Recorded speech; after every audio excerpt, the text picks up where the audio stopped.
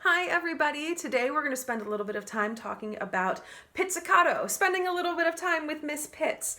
We don't spend a whole lot of time with her. We do at our first couple of lessons when we learn how she anchors on the fingerboard, and this is how we explore the instrument at first, finding our open strings, finding our first couple of fingers.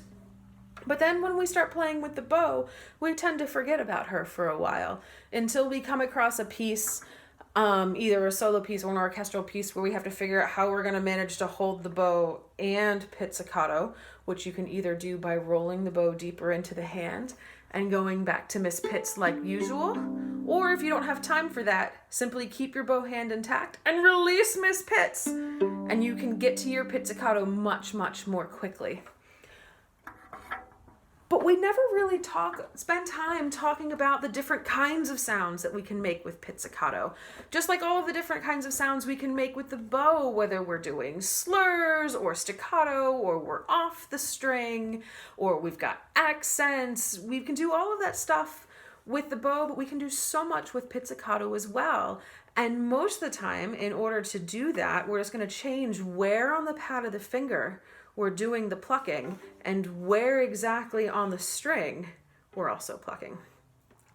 So sometimes we might want to sound really, really round and resonant, and the roundest pizzicato sounds are made when we use the meaty flesh of the pad of the finger, and when we place that finger halfway between whatever left hand finger is down making our notes and the bridge. So that means that a lot of our pizzas are actually going to happen halfway down the fingerboard.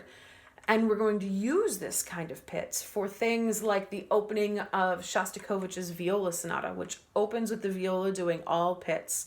And we want this to sound dark but warm and round. And so fleshy part of the finger, halfway down the fingerboard. Let's see how fat we can make these pizzicatos sound, even though they're quiet.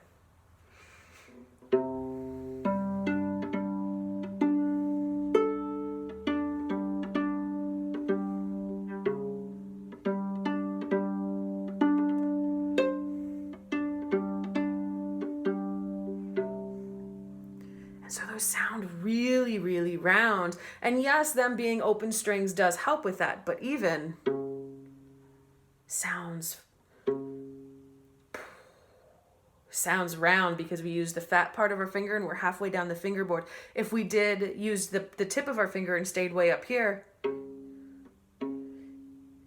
it sounds much more tss, and then it disappears.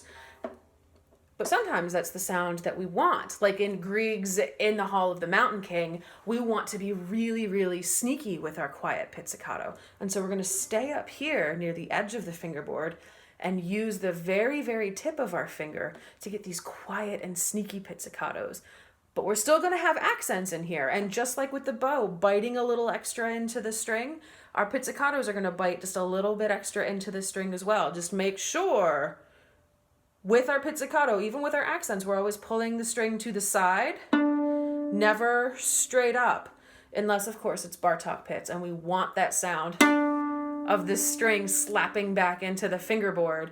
But 99% of the time that is not the sound we're looking for, so we're going to pull the string to the side. So here we are, fingertip, edge of the fingerboard, and we are going to sneak.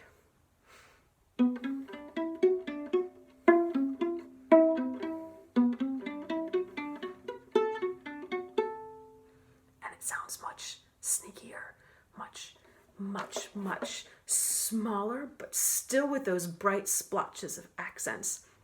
And so what we're going to do next is I'm going to grab a couple of friends and we're going to play a little bit of the second movement of Ravel's string quartet, because Ravel was a genius at orchestration, of painting with different kinds of sounds that he could get out of the instruments. And so there's a lot of pizzicato in this movement, and you're going to hear sneaky, quiet pizzicatos. You're going to hear loud, boisterous pizzicato. You're going to hear accents. You're going to hear chords, all different kinds of sounds that we can get totally without the bow.